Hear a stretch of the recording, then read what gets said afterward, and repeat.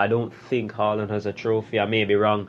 Apart from a golden boot, I don't think he actually has a trophy. I don't remember if Salzburg won the league. I may be wrong, as I said. But you know, that's just how it is. I just thought it was very weird that in one of your biggest games, you've conceded the least amount of goals and you've scored the most goals in the championship. You would play your starting goalkeeper and Manuel Benson. You wouldn't leave those type of players on the bench in a game like this. You know, it just didn't look right.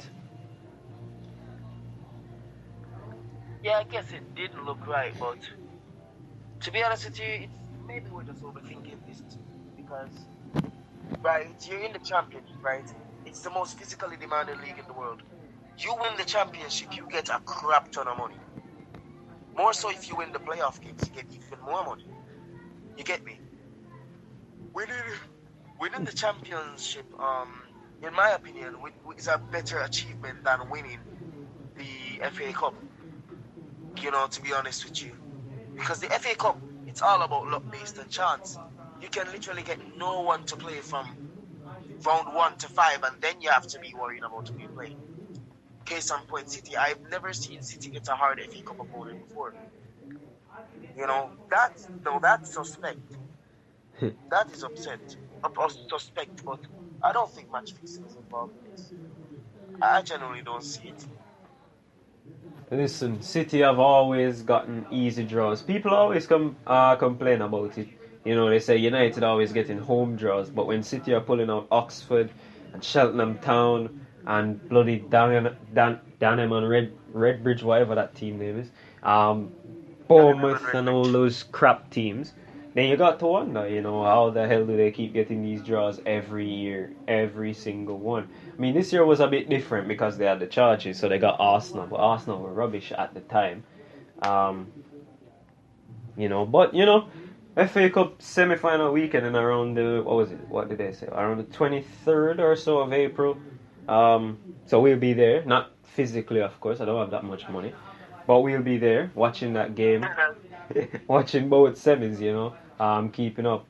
And just before I turn over for the Savage Slaughterhouse, because it's a very shorter show today, just a question, simple question, easy. Wilfried Zaha, he's out of contract in the summer.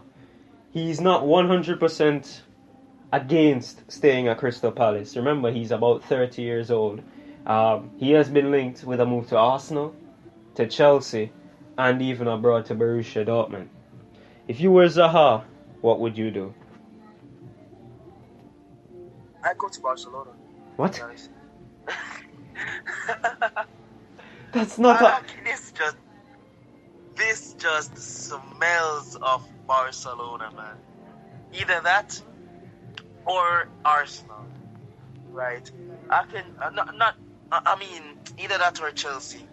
I can just see them chucking £200,000 at Zaha for a 5-year contract, and he just scoops it up, you know, and drinks it in. But honestly, I think that the best or the biggest club that will come for him is actually Barcelona, man. We know Barcelona is a little bit weak on the left-hand side. Aside from Ferran Torres, they don't really have anyone on the left except for Ansu Fati, and his future's up in the air right now. I think he either goes to Barcelona, although they're not an option in this case, or Chelsea. The reason why I don't think he goes to Arsenal is because Leandro Trossard is there, and unless Trossard gets injured, then I can't see him getting game time over Trossard. Okay, Barcelona. You heard it. You heard it here first. And before we go, we're not going to bottle this like Spurs or anything, but, you know, just shout out James Ward-Prowse. You know, it wasn't a free kick, it was a penalty. Didn't want him to get Beckham's record either way. But good one. Love to see the tears on Spurs' face. And we're going to talk more about Spurs when we get back. Like and subscribe some more. With Jackson, Brian, and Remy Savage. Me and talk about Jeezy Sport. Yeah, check out the station. Feel like a sports education. Now the best news I come from Jeezy Sports. You should know from doing video. Like and subscribe, don't pause. Sometime me I wonder to us. Me and talk about Jeezy Sports. Tune in for the offline tour. Like and subscribe some more. With Jackson, Brian, and Randy Savage. Me a talk about GZ Sports. Tune in for the offline tour.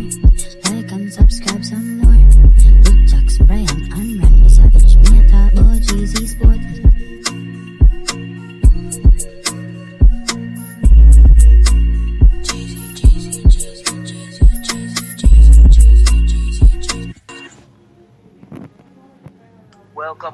Welcome back again, everyone, to the Savage Slaughterhouse, aka the GC Sports Transfer Roundup, with your host Randy Savage, accompanied by your co-host Jackson Bryan. And we have quite a bit to talk about today, so let's just jump right into it, right, Jackson? So firstly, as you said about Tottenham, we will start off with Antonio Conte slamming the Tottenham players' mentality. He's saying that this club does not have the mentality to win any trophies. He sees where they haven't won any trophies, and they are very unmotivated, they are very lazy. A lot of people are calling him out for this, saying it's unprofessional. I don't think so. It's not unprofessional to speak the truth about players who are getting how much thousands every week, not pulling their weight, not doing their jobs. You can't be 3-1 up and draw 3-3, man. Especially against a relegation team like Southampton right now. It's not feasible. As a manager, I'd be upset, I'd be fuming. You know, so Jackson, do you think that the media has been harsh or fair in saying that Conte has overstepped his boundaries? You know, the English media is biased. We all know that. So, as an Italian manager, they're going to say he's doing wrong. Remember, Jose said the same thing about Spurs. Oh, he can't do this, blah, blah. It's just the English bias. Conte didn't say anything wrong. Conte said it. He said, and I'm just paraphrasing, the players, they're selfish players. There's no team out there. It's just 11 people doing what they want to do. They're not playing for the badge. They don't want to actually play for anything. They don't want to play for pressure, play under stress or anything like that.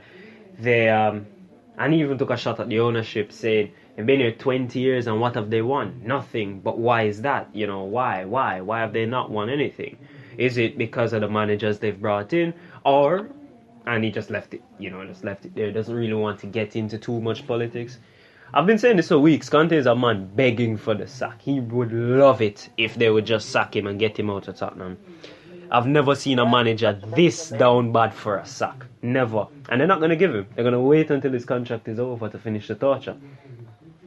But I don't... Conte did nothing wrong, man. I mean, more managers should do this when there's an issue at a club. I mean, not consistently.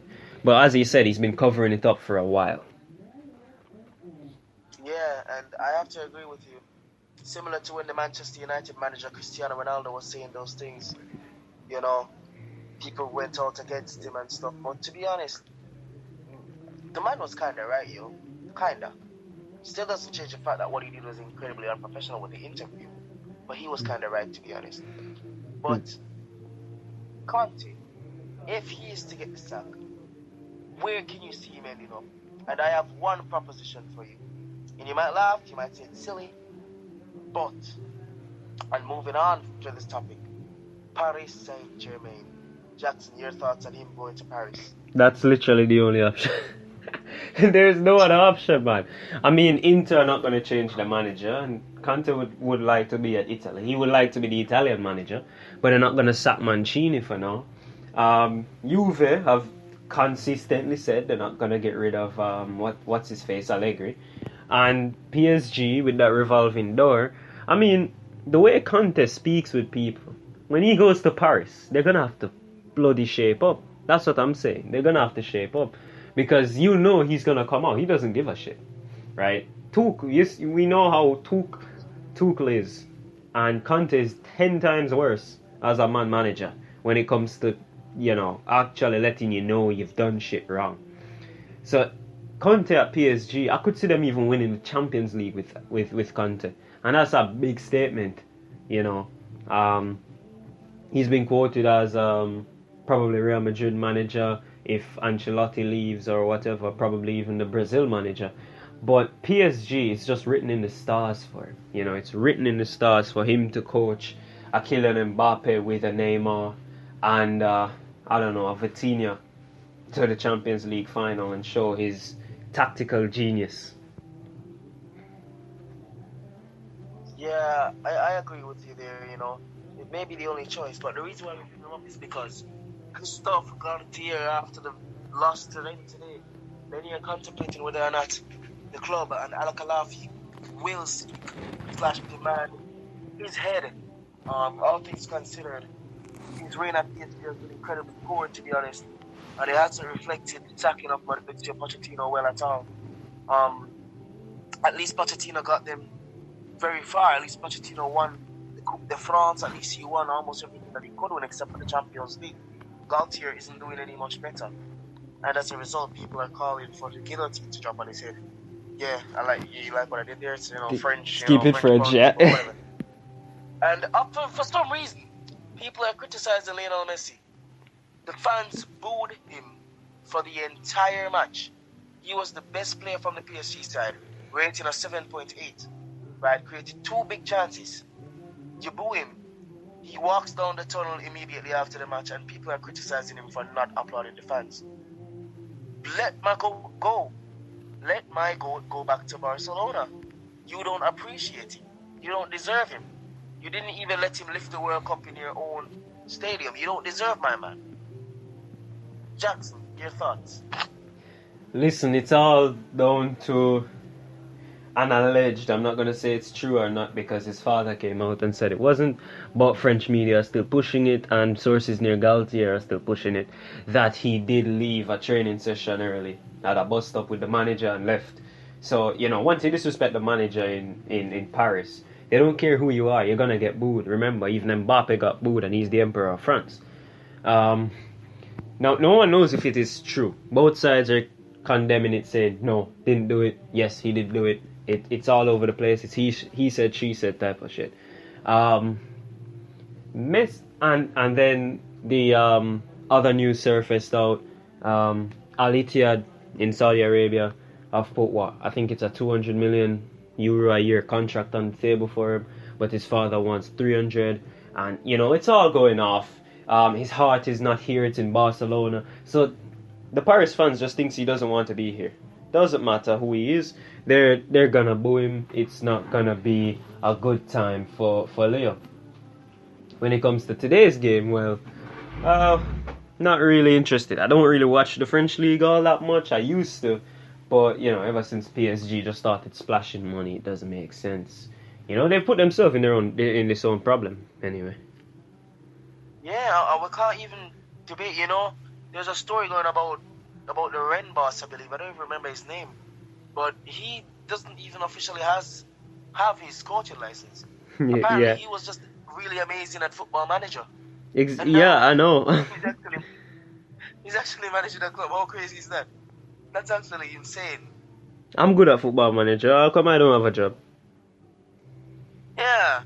I've never played, but I think I could do well. Well, where's my job?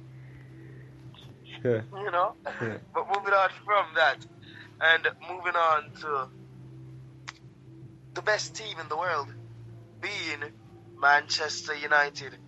And with Manchester United, we beat Fulham today 3-1 in the FA Cup, thanks to 3 late goals. Well, not really late, but thanks to 3 goals. Bruno from the penalty spot, Sabitzer with an absolute cracker, and Bruno with an absolute belter.